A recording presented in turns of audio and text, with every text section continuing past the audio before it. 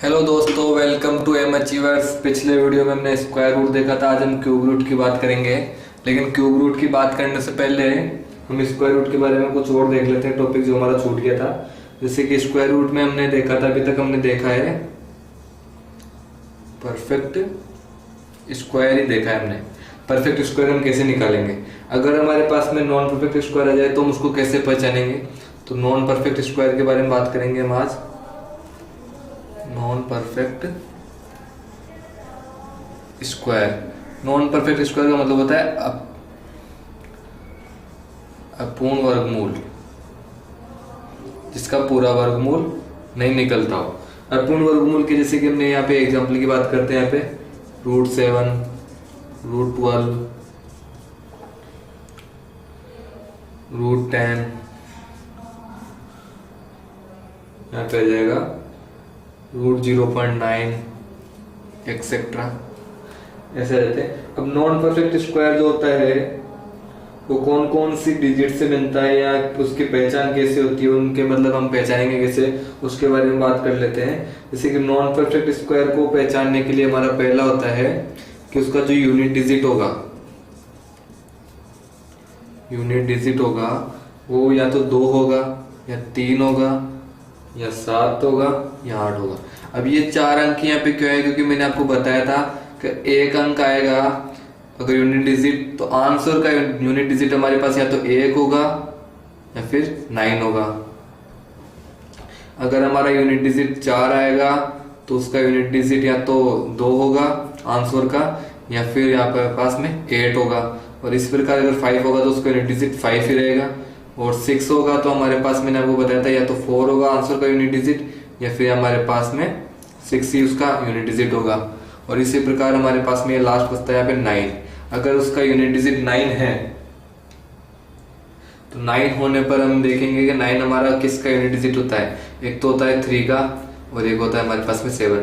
अब in unit digit से हमारा परफेक्ट स्क्वायर बन रहा है, तो सीधी सी बात है कि अगर किसी भी क्वेश्चन के यूनिट डिजिट में अगर ये यूनिट डिजिट आएगी तो वो नॉन परफेक्ट स्क्वायर ही होगा। तो हमारे इसमें दूसरा देख लेते हैं हम कि और कौन से होते हैं। अगर उसकी लास्ट 2 डिजिट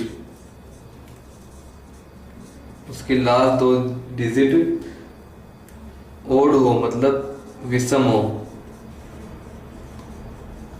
जैसे कि अभी मैंने यूनिट डिजिट यहाँ पे लिया 13, तो ये विषम है, तो इसका मतलब इसमें उसका स्क्वायर रूट नहीं निकलेगा। जैसे कि यहाँ पे आ गया 913, 513, इसका स्क्वायर रूट नहीं निकलेगा। ये इसका एग्जाम्पल हो गया। जैसे कि हमारा तीसरा है कि उसमें लास्ट में जीरो की संख्या अगर विषम हो तो भी उसका स्क्वायर रूट नहीं निकलेगा। अब जैसे कि हमारे पास में यहाँ पे दिया हुआ है 0.5। अब जैसे कि हमारे पास में यहाँ पे 0.5 आया है, तो इस 0.5 में अगर यहाँ पे 2 को छोड़कर कोई भी संख्या आएगी, 2 को छोड़कर कोई कुछ भी आ जाएगा ना, तो वो नॉन परफेक्ट स्क्वायर में ही जाएगा। अब हम इसके आगे की और बात कर लेते हैं। अब हम बात करते हैं क्यूब रूट की।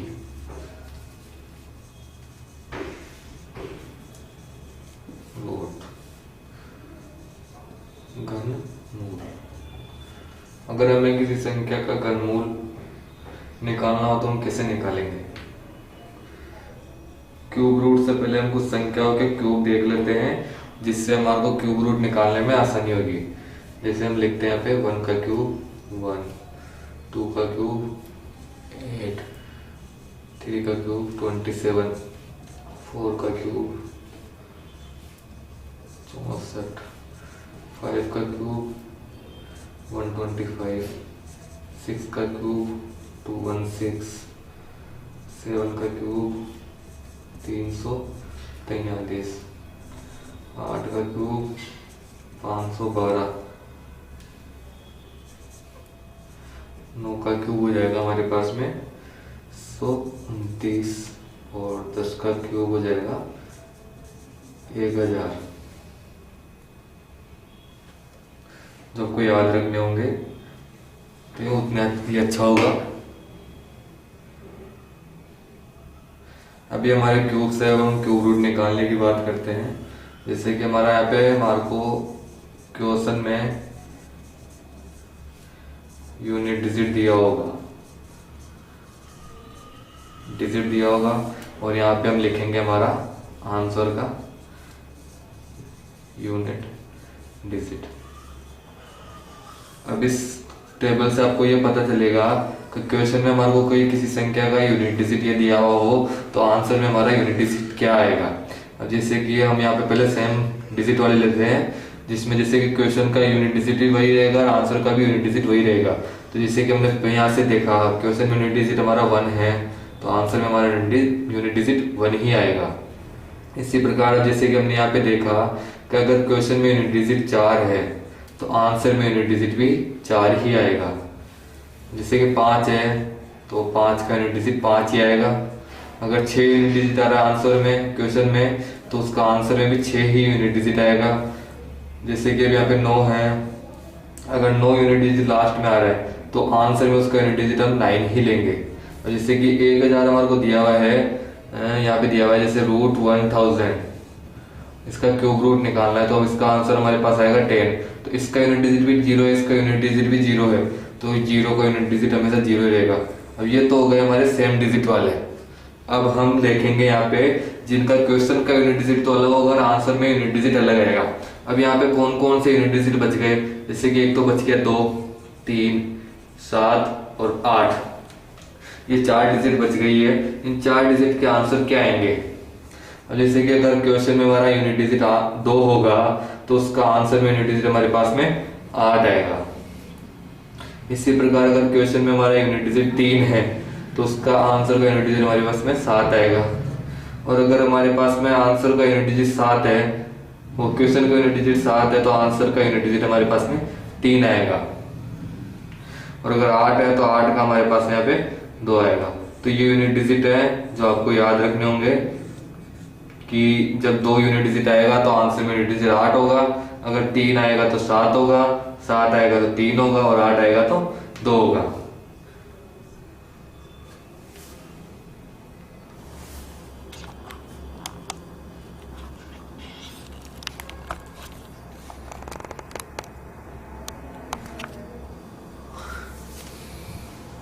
जैसे कि मैंने यहाँ पे एग्जांपल लिया क्यूब रूट ऑफ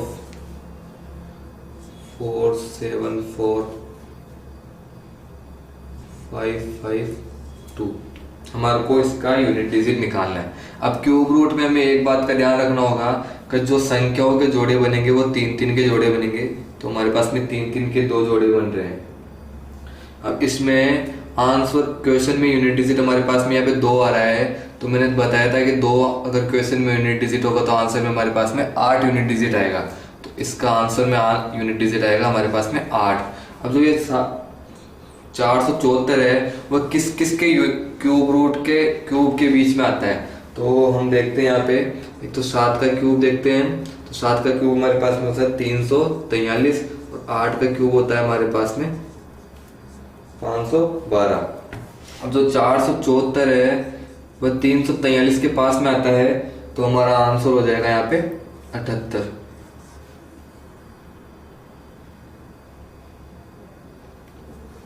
अब इसी प्रकार हम दूसरा एग्जांपल देखते हैं यहाँ पे, एक और क्यूब रूट ऑफ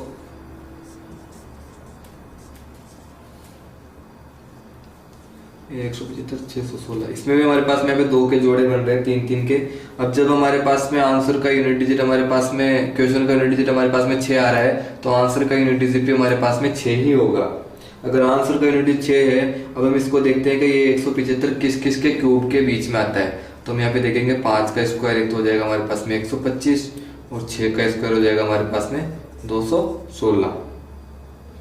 अब जो ये 175 है वह 5 के स्क्वायर के पास में आता है, तो हमारा आंसर हो जाएगा यहाँ पे 56। अब जैसे कि हमारा नेक्स्ट क्वेश्चन हम लेते हैं स्क्वायर रूट से संबंधित, तो स्क्वायर रूट से संबंधित हमारा नेक्स्ट क्वेश्चन है 8 माइनस रूट 60। अब जब ये ऐसा क्वेश्चन हमारे पास में आता है तो मैंने आपको बताया था कि ये 8 तो होता है हमारा a² प्लस b² और जो ये वाली संख्या होती है ये होती है हमारी 2ab। 2ab होती है, तो 2ab को हम यहाँ पे लिखेंगे 2ab इक्वल्स टू √60। तो 2ab इक्वल्स टू हो जाएगा हमारे पास में, इसको करेंगे हम 15 गुणा 15 जो के 60। तो जब हम 4 को बाहर निकालेंगे तो ये हो जाएगा यहाँ पे 2ab इक्वल्स टू 2√15। 2 से 2 कैंसिल हो गया, a भी हमारे पास में आया √15। ab का मान हमारे पास में आ रहा है √15। तो हमारे पास में यहाँ पे a और b की वैल्यू क्या हो सकती है? √15 किसको मल्टीप्लाई करने से आता है? तो √15 का हमारे को पता है कि √15 √3 और √5 को मल्टीप्लाई करने से ही आएगा। तो हमारे पास में a की वैल्यू हम ले सकते हैं यहाँ पे √3 और b की वैल्यू ले सकते हैं हम यहाँ पे √5। a और b की वैल्यू हमारे पास में आ गई है। अब इस वैल्यू को हम पुट करके देख लेते हैं कि हमारा आंसर यही आता है क्या। तो हम यहाँ पे लेंगे a माइनस बी का square equal to a² plus b² minus 2ab। a की वैल्यू हमने ली है यहाँ पे √3 माइनस √5 का whole square equals to a² हमारे पास में यहाँ पे हो जाएगा √3 का स्क्वायर प्लस √5 का स्क्वायर माइनस 2√3 √5। इसको करेंगे हम यहाँ पे √3 माइनस √5 का स्क्वायर इक्वल्स टू √3 का स्क्वायर करेंगे तो हम यहाँ पे हो जाएगा 3। इसी प्रकार √5 का स्क्वायर करेंगे तो 5 माइनस 2 √3 मल्टीप्लाई √5, ये हो जाएगा 8 माइनस 2√15। इसको करेंगे तो ये हो जाएगा 8 माइनस √15 मल्टीप्लाई 4, ये हो जाएगा 8 माइनस √16। अब ये जो हमारे पास में यहाँ पे चल रहा था √3 माइनस √5, इसका स्क्वायर है, हम इस स्क्वायर को हटाएंगे तो हमारे इधर रूट लग जाएगा इसके ऊपर में, तो ये हो जाएगा हमारा। तो हमारा आंसर क्या गया? √3 माइनस √5। तो ये हमारा आंसर हो गया। अब हमारा यहाँ पे क्यूब रूट निकालना हमारे को आ गया है। अब हम क्यूब रूट निकालना और स्क्वायर रूट से संबंधित एक चीज और देख लेते हैं कि हमारे को जिससे क्वेश्चन में दिया हुआ हो कि किसी संख्या को परफेक्ट स्क्वायर या परफेक्ट क्यूब रूट बनाने के लिए उसमें कितने अंक जोड़े जाए या कितने अंक घटाए जाए, या उसको किस संख्या से गुणा किया जाए या किस संख्या से भाग दिया जाए तब वह परफेक्ट स्क्वायर या परफेक्ट क्यूब बन जाए।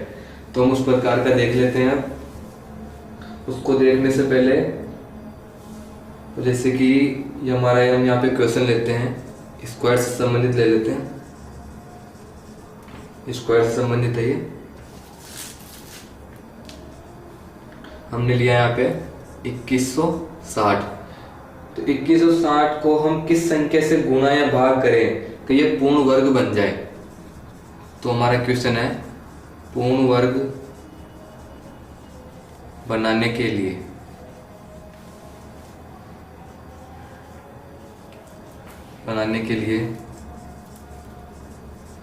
किस न्यूनतम संख्या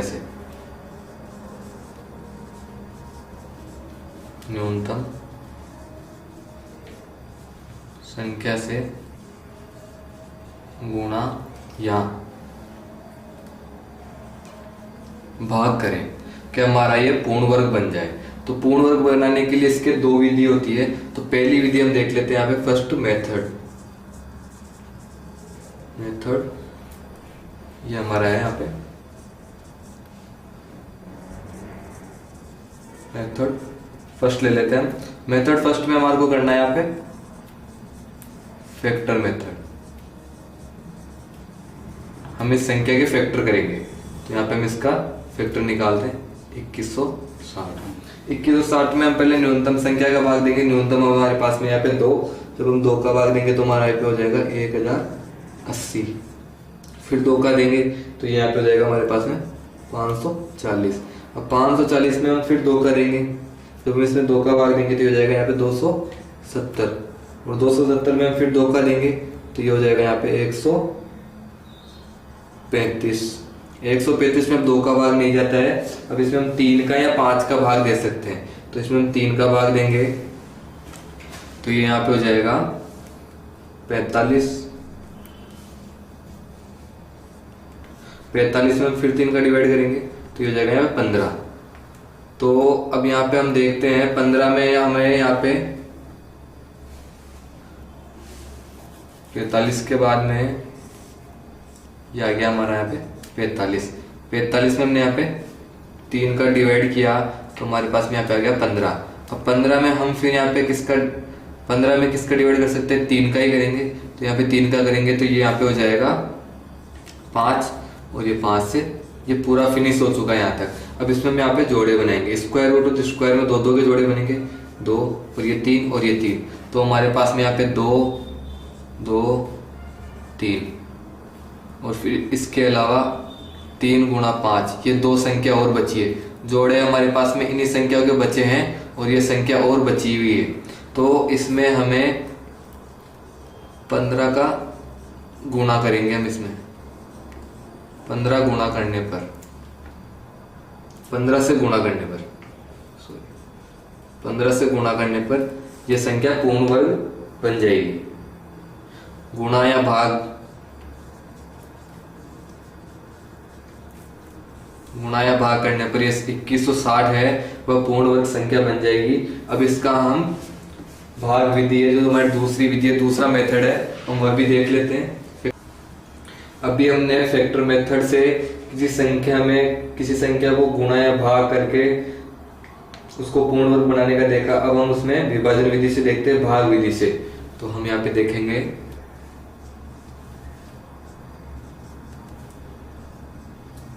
डिवीजन मेथड,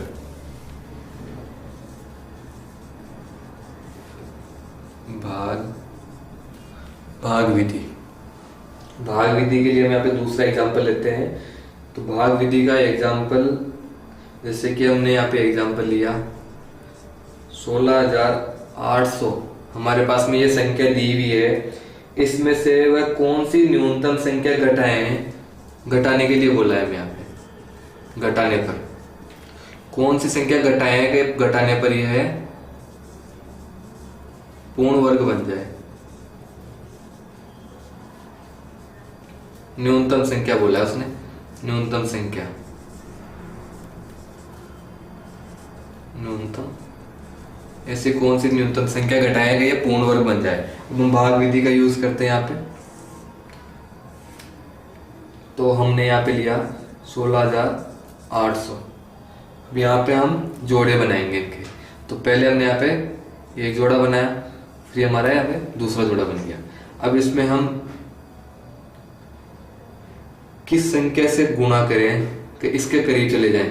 तो हमें पता है कि हम यहाँ पे 12 का स्क्वायर करेंगे तो ये 144 इसके करीब आ जाएगा। अगर 13 का करेंगे तो इससे 1 ज्यादा हो जाएगा, तो हम यहाँ पे लेंगे 12।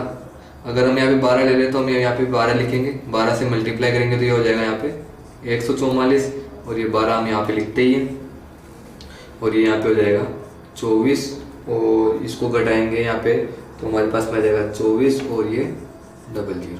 अब 24 आ गया। अब 24 में हम किस संख्या को मल्टीप्लाई करेंगे, वो 24 से घटाने पर पूर्ण भाग चला जाए, लेकिन हमें पता है कि इसमें पूर्ण कंप्लीट भाग नहीं जाएगा, कुछ शेषफल बचेगा।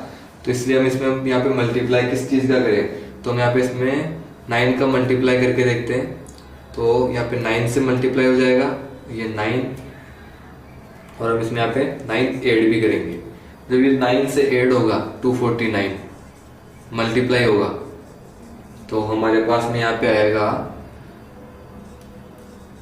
2241। तो हम इसमें से 2241 को सब्सट्रैक्ट करेंगे तो हमारे पास में यहाँ पे बच गया 159। और 159 में हम इसका डिवाइड नहीं कर सकते क्योंकि अब हमारे पास में यहाँ पे संख्या ज्यादा हो गई है। यहाँ पे इसको जब इसमें 249 में 9 को ऐड करेंगे तो हमारे पास में ज्यादा आएगा और 159 छोटा रह गया। तो इसका मतलब है कि हम इस संख्या में से 16,800 में से 159 सब्सट्रैक्ट करेंगे, और जो हमारे पास में जो संख्या आएगी वह पूर्ण वर्ग संख्या, उसका पूर्ण वर्ग निकलेगा। मतलब वह square root perfect square root होगा, यह भी नॉन परफेक्ट स्क्वायर रूट है। आई होप आज का वीडियो आपको समझ में आया होगा। तो वीडियो को ज़्यादा से ज़्यादा लाइक कीजिए, शेयर कीजिए और चैनल को सब्सक्राइब करना ना भूलें।